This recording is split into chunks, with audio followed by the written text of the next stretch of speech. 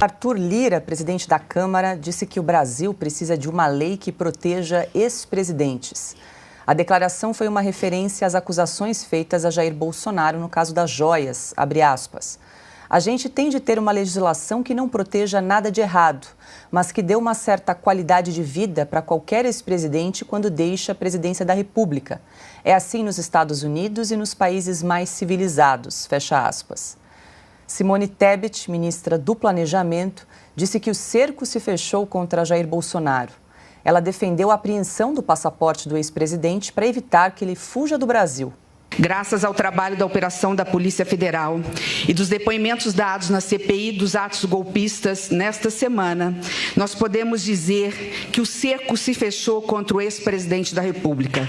Ali está claro, está apontado como autor, como mandante da tentativa de fraudes às urnas eletrônicas, como tentativa de fraude à decisão sempre legítima do povo brasileiro escolher o seu sucessor. Ali estava a tentativa de violar, de atentar com a democracia brasileira. Então, se me permitir, esse desabafo eu faço citando Ulisses Guimarães, que diz que traidor da Constituição é traidor da pátria. Temos ódio e nojo da ditadura.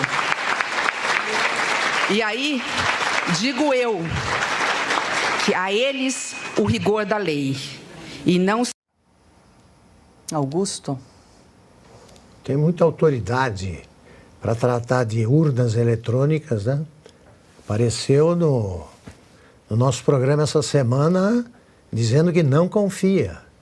Né? Está o vídeo no ar, flagrante perpétuo. Continua sendo praticado o crime. Agora ela está dizendo que se fechou o cerco contra o presidente da República, ele tem que ser preso. Defendeu a apreensão do passaporte de Jair Bolsonaro. Mas é isso, ela está defendendo, está entrando nesse caso. E ela é ministra do quê? Planejamento. Ministra do Planejamento.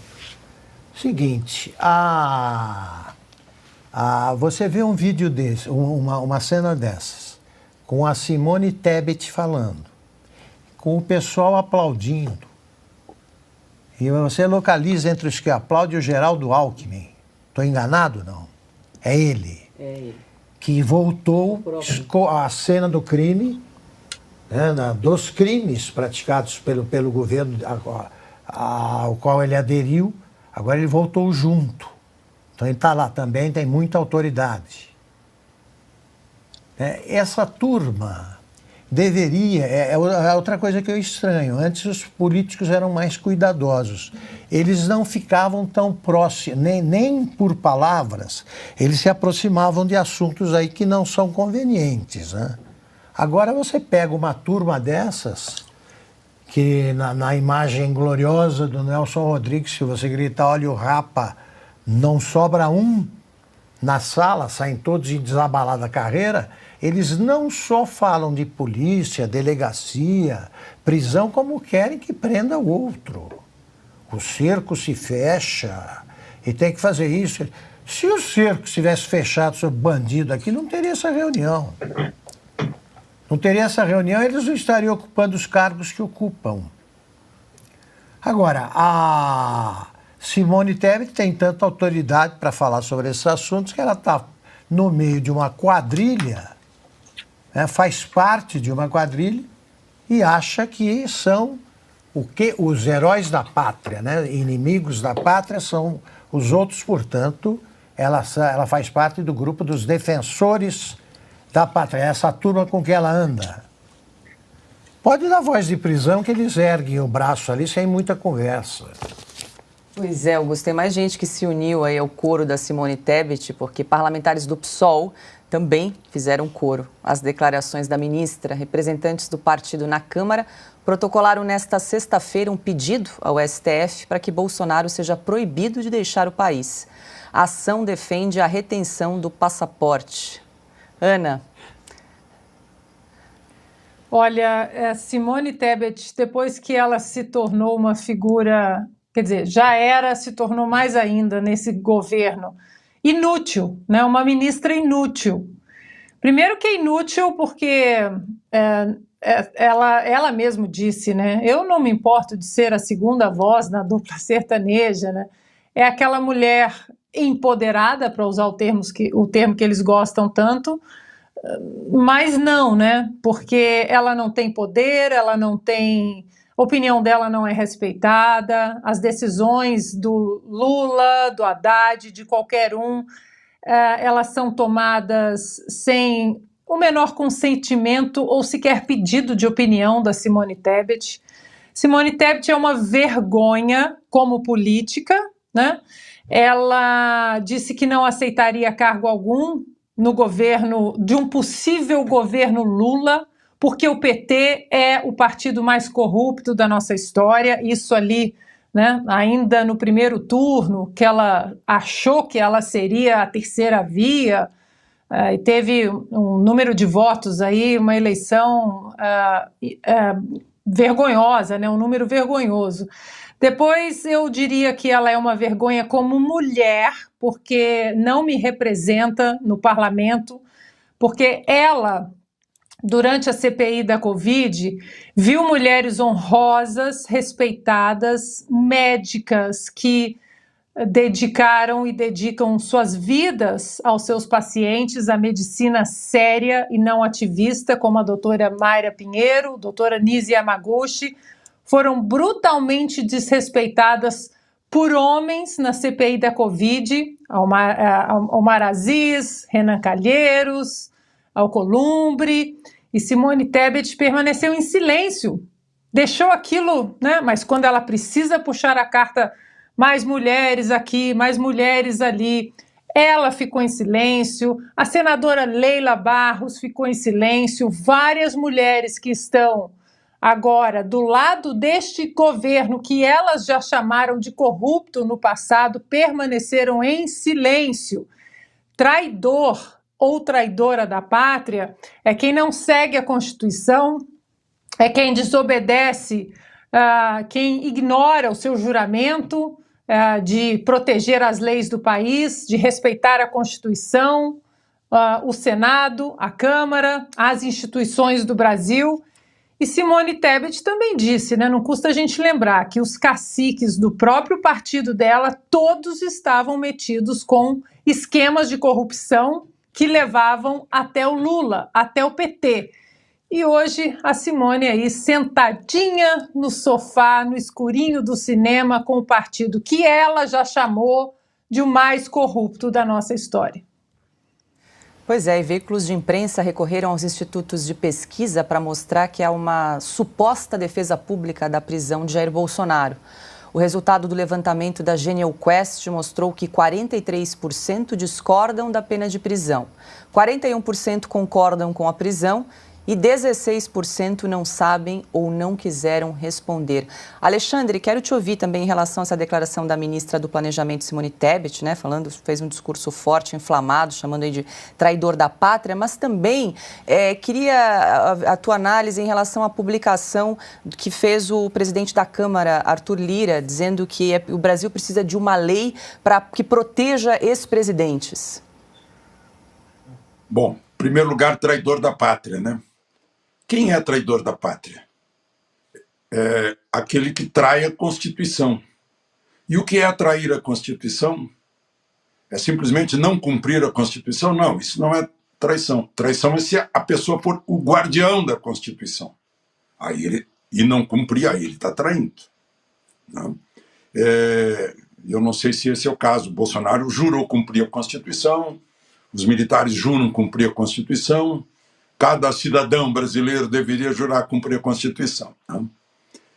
Quem não cumpre é traidor da pátria. Foi isso que o doutor Ulisses disse no discurso que eu ouvi presencialmente lá no plenário da Câmara no dia da promulgação da Constituição, né, que todos gostaríamos que fosse respeitada por todos, principalmente os intérpretes da Constituição. Bom, em segundo lugar, o que ela disse, que há um cerco contra Bolsonaro. Ela disse isso, que há um cerco contra Bolsonaro. Ela é ministra do Planejamento e fala sobre a necessidade de tirar o passaporte de Bolsonaro, porque ela quer botar na cabeça da gente a suposição de que Bolsonaro é uma pessoa que tem motivos para fugir do país. Essa é a ideia. Eu não sei no que Bolsonaro tem atrapalhado o planejamento dela. Viaja, vai gente atrás dele onde quer que esteja. Hoje estão bravos com ele porque ele foi a Goiânia se tratar no dentista. Onde é que se viu? Vai se tratar no dentista, foi a Goiânia, ainda parou em Abadiânia para tomar um café, aí junta aquela multidão. Não pode, ele devia ficar em casa chorando. Mas chorando por quê? Porque vocês inventaram uma história, estão fazendo... Olha, e aí aparece um todo-poderoso, presidente da Câmara, todo-poderoso, e diz, olha aí, vamos parar com isso, vamos respeitar um ex-presidente da República. Se precisar, tem que haver lei sobre isso, para conservar a grandiosidade do cargo, a dignidade do cargo. Então, a mensagem do Lira não é algo que seja esquecido, não. Ele deu um aviso nessa mensagem. Porque se ele não puser em pauta o arcabouço, não passa. Se ele não puser em pauta essa incrível lei aí que tenta censurar as redes sociais, também não vai. Ele está com força, tanto que está exigindo ministérios de Lula. E Lula está tirando coelho da cartola para dar ministério para ele. Então é isso. Silvio, também quero te ouvir. Como é que você avalia a publicação de Arthur Lira, presidente da Câmara, em relação à situação de Jair Bolsonaro, dizendo que o Brasil precisa de leis que protejam seus ex-presidentes? Paula, só antes um pequeno parêntese aqui também em relação a Simone Tebet. Olha, a Simone Tebet, essa afirmação que ela acabou de fazer, ela disse que o Bolsonaro é o mandante de um eventual esquema para tentar simular uma fraude a urnas em relação ao 8 de janeiro. Eu recomendaria a ela que lesse os artigos 53 e 102 da Constituição, que tratam sobre o foro privilegiado, que recorresse a uma decisão de 2018 da primeira turma do Supremo Tribunal Federal em relação ao foro privilegiado. Claro que o foro trata inicialmente ali no artigo 53 da Constituição a deputados e senadores, mas há decisões de tribunais sobre foro privilegiado, quando alguém simplesmente está, o verbo é esse, no cargo de ministro de governo.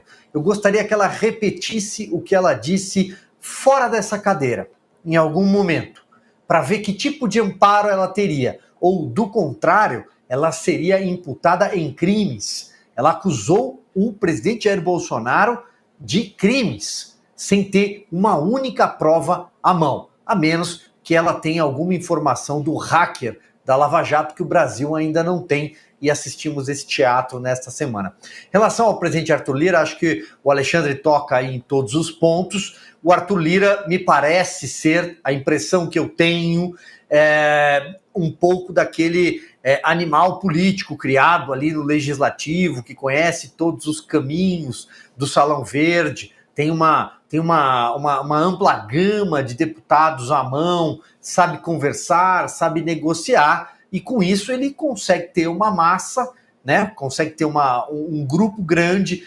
A gente pode até chamar de centrão, mas isso acabou se tornando um jargão até longe do que era o verdadeiro centrão lá atrás do Severino Cavalcante, por aí vai. Mas ele parece ter um grupo disposto a dizer não, às vezes, ao governo.